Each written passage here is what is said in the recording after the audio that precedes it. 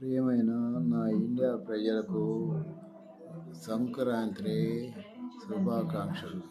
Political channel తరఫున శుభాకాంక్షలు తెలియజేస్తున్నాం.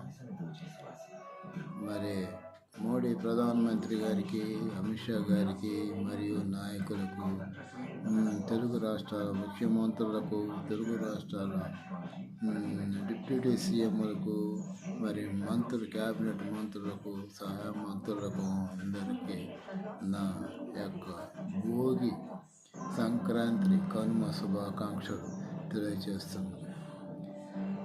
ప్రజలందరూ సుఖ సంతోషాలతో ఉండాలని ఆశిస్తున్నాను.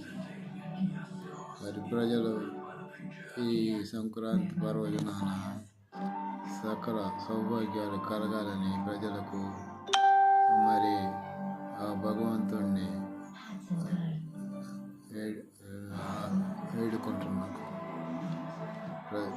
ప్రజలారా, మీరు ఈ సంక్రాంతి రోజు మన తెలుగు సాంప్రదాయాలతో సరదాగా